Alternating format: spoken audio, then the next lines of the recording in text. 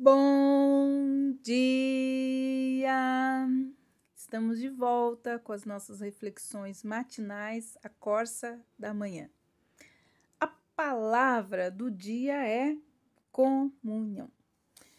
Lá em 1 João, a primeira carta de João, capítulo 1, versículos de 5 a 9, eles revelam algo muito importante para nós a respeito da comunhão. A mensagem que dele ouvimos e que anunciamos a vocês é esta: que Deus é luz e não há nele trevas nenhuma. Se dissermos que mantemos comunhão com ele e andarmos nas trevas, mentimos e não praticamos a verdade. Se andarmos na luz como ele na luz está, mantemos comunhão uns com os outros e o sangue de Jesus Cristo, o seu Filho, nos purifica de todo o pecado. Se dissermos que não temos pecado nenhum, a nós mesmos enganamos e a verdade não está em nós. Mas se nós confessarmos os nossos pecados, ele é fiel e justo para nos perdoar os pecados e nos purificar de toda a injustiça. Se dissermos que não temos pecado, fazemos dele um mentiroso e a sua palavra não está em nós. O termo comunhão, ele descreve uma situação na qual duas ou mais pessoas compartilham elementos comuns de uma parceria. O objetivo aqui do apóstolo nessa sessão é mostrar as formas que nós temos de manter a comunhão. Então, ele tem este objetivo de instruir os seus leitores acerca dos requisitos para a comunhão com Deus. Para isso, ele recorre aos ensinamentos do Senhor Jesus em seu ministério terreno. Apesar de não encontrarmos exatamente as palavras de Jesus nos evangelhos, elas resumem a essência dos seus preceitos. Deus é luz e não há nele treva nenhuma. Deus é absolutamente santo, justo e puro.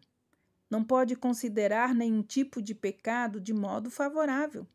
Nada pode ser ocultado dele, pelo contrário, todas as coisas estão descobertas e patentes aos olhos daquele a quem temos de prestar contas, como diz Hebreus 4:13. Então, no versículo 6, ele fala a respeito da comunhão. Segue-se, então, a fim de ter comunhão com Deus, o cristão não pode esconder nenhum pecado. Assim como não é possível estarem presentes ao mesmo tempo num cômodo da casa, luz e trevas não podem coexistir na vida de uma pessoa. Quem anda nas trevas não está em comunhão com Deus. Quem afirma que mantém comunhão com ele e costuma andar nas trevas, este não foi salvo. Em contrapartida, se alguém anda na luz, então pode ter comunhão com o Senhor Jesus e com os seus irmãos e irmãs em Cristo. De acordo com o ponto de vista de João nesta passagem, uma pessoa só pode estar na luz ou nas trevas. Se está na luz, é membro da família de Deus. Se está nas trevas, não tem nada em comum com Deus, pois nele não há trevas. Aqueles que andam na luz, isto é, os cristãos que mantêm comunhão uns com os outros, e o sangue de Jesus Cristo, seu Filho, os purifica continuamente de todo o pecado. O perdão de Deus se baseia inteiramente no sangue que seu Filho derramou no Calvário. É o sangue de Cristo que proporciona a base justa para Deus perdoar os pecados. É o seu sangue tem poder duradouro. Nunca deixará de ser eficaz para nos purificar. Evidentemente, os cristãos precisam confessar os seus pecados antes de serem perdoados, mas João aqui trata dessa questão no versículo 9. A comunhão com Deus também exige que reconheçamos a verdade acerca de nós mesmos. Negar a nossa natureza pecaminosa, por exemplo, é uma forma de auto-engano e falsidade. Observe que João faz distinção entre pecado e pecados.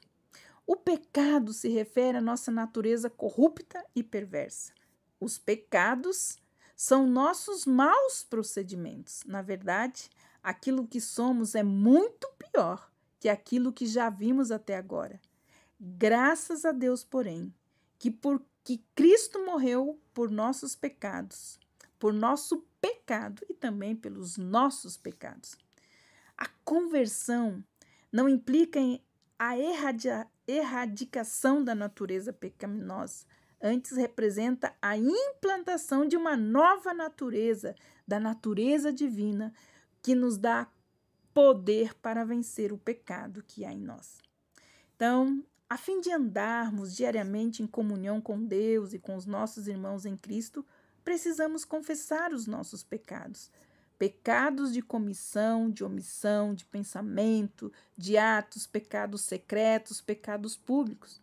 Precisamos trazê-los à tona e colocá-los diante de Deus. Deus sabe, Deus conhece, mas quem precisa manter comunhão com Ele somos nós. Por isso, precisamos chegar diante dele e precisamos falar a respeito, confessar os nossos pecados, pedir que o Senhor nos dê o espírito de arrependimento. Então, nós devemos trazer à tona, colocá-los diante de Deus, chamá-los pelos seus nomes devidos, posicionarmos ao lado de Deus contra eles e abandoná-los. A verdadeira confissão implica em abandonar os pecados. O que encobre as suas transgressões jamais prosperará, mas o que confessa e deixa alcançará misericórdia, diz Provérbios 28:13. Ao proceder desse modo, podemos nos apropriar da promessa de que Deus é fiel e justo para nos perdoar.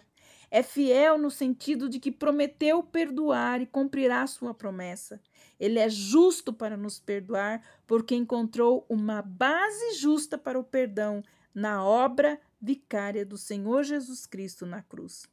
Além de garantir o perdão, Deus também nos purifica de toda a injustiça. Então, se confessarmos os nossos pecados, nós devemos crer, com base na autoridade da palavra de Deus, que Ele vai nos perdoar.